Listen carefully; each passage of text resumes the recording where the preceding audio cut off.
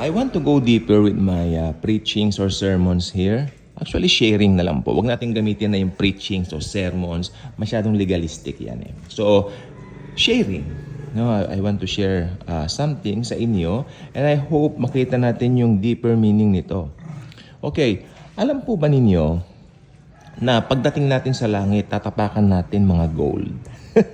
Totoo po yan. May mga jasper, may mga, yes, maganda po. Kaya, alam niyo itong si Pablo, kung tutuusin, nakarating po ng langit itong si Apostle Paul.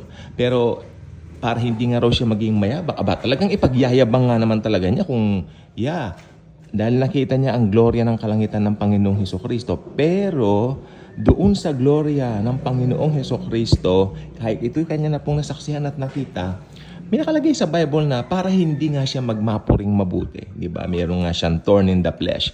Linawin ko lang po, yan thorn in the flesh, hindi po yan karamdaman. Taliwas doon siya sabi, meron doon siya sakit sa mata. No, hindi po karamdaman yan. Yan po ay taga-usig.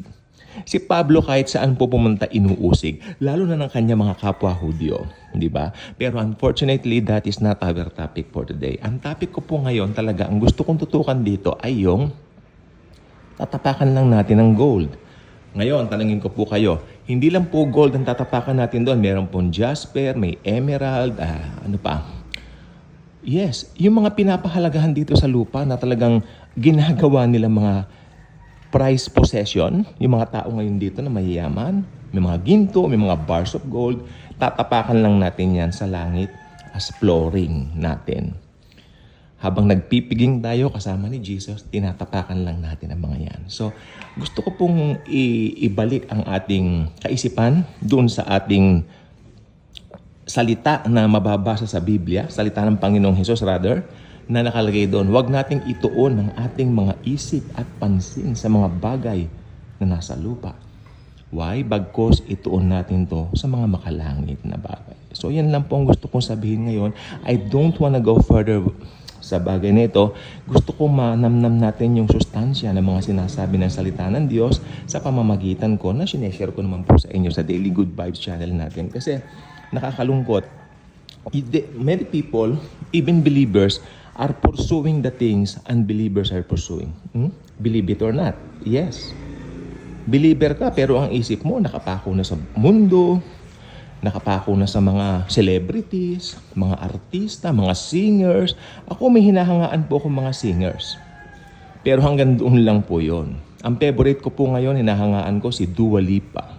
She's very beautiful, very talented. Dua Lipa, paborito ko po ngayon yan.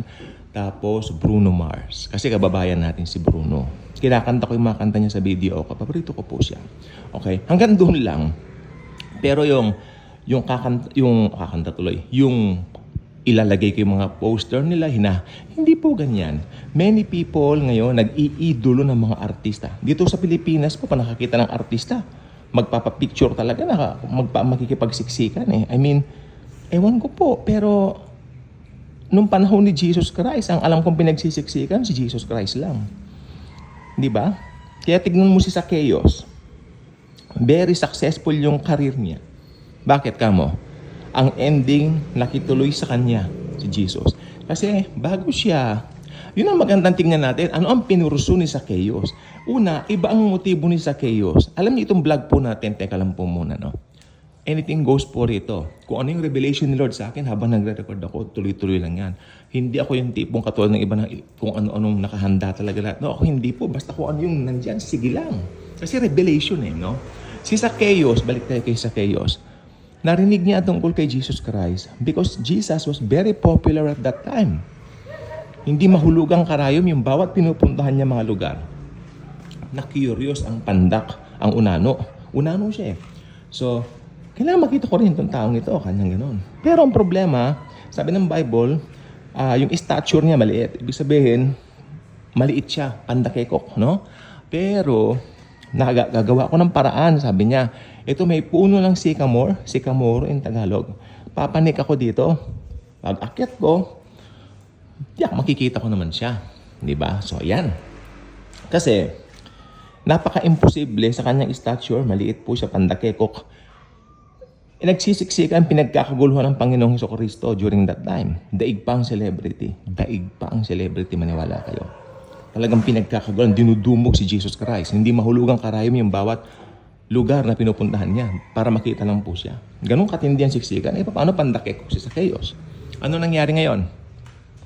Si Zacchaeus po ay nakaisip ng paraan aakyat sa sycamore tree. So, talagang nag-effort siya. Nag-effort si Zacchaeus. Ito ang aking word. Nag-effort siya ng husto. Pumanik siya sa sycamore. And then, si Jesus Christ, natanawan niya na. Ayan na. Dumadaan si Jesus Christ. Ito pala siya. Ito pala yung taong yun. Yun pala. Pero, nagulat si Zacchaeus, pagtapat sa kanya, tumingala ang Panginoon. Sabi ni Jesus, Zacchaeus, bumaba ka na dyan. Makinig po kayong mabuti. Yung mga artistang hinahangaan nyo, yung mga celebrities na hinahangaan nyo, hindi nila alam ang pangalan nyo. Pero si Jesus Christ tumapat kay Zacchaeus, tumingala pa siya kay Zacchaeus. Zacchaeus, baba ka dyan. Ngayon din, tutuloy ako sa tahanan mo. Si Jesus, kilala niya si Zacchaeus. Kaya kung meron tayong dapat pagkaguluhan, dapat i-prioritize si Jesus dahil si Jesus, kilala tayo. He knows our name. May kantang, He knows my name. Worth it na pagkaguluhan si Jesus Christ. Worth it na makisiksikan ka kay Jesus. Pero mas maganda po ang panahon natin ngayon. Hindi mo na kailangan makipagsiksikan sa Kanya para makita siya. Dahil si Jesus nakatira na sa mga puso natin. Okay? So si Zacchaeus, nagbago ang buhay, bumaba siya. Naniniwala ako, inassist pa siya ni Jesus ang binababa niya. Binaba ni Jesus, binaba pa niya. Pandakekok si Zacchaeus. No? Tapos tinulungan pa niyang bumaba. Tapos tumuloy na sa bahay niya. At nabago ang buhay ni Zacchaeus from that day on. Amen? So worth it. Pag si Jesus ang priority mo, maganda ang mga mangyayari. At yung mga priority natin dito na mga bagay-bagay, lahat yan nilipas. Okay, tanungin ko po kayo. Sino po rito yung mga damatans? Naku, patawarin niyo ko sa ita ko. Mga medyo may edad na. Yan. Malamang nung panahon nyo, mga 1980s, may mga hinahangaan kayong artista. Ngayon, mga damatans na rin, di ba? Kalbo na, panot na, o yan. Pero si Jesus Christ, the same yesterday, today, and forever. This vlog, this video na ginawa ko ngayon, para i-remind kayo, since birthday ni Jesus, happy birthday Jesus, malapit na po ang birthday nyo sa December 25, birthday niya ngayon, isipin natin na siya yung pinaka-special possession natin. Okay? Hindi mga bagay ng mundo na yan, hindi mga celebrities na yan, hindi po yung mga yan. Kasi nakakalungkot po ngayon. Ang mga tao ngayon humahanga lang sa kapwa-tao. Hindi nila hinahangaan ang beauty at glory ng Panginoon. Yung iba walang interest sa Diyos, walang interest kay Jesus. So it's about time. It's high time. Let us proclaim the name of Jesus. Hindi lang dahil birthday niya, kundi dahil every day, Jesus is Lord forever and evermore. God bless.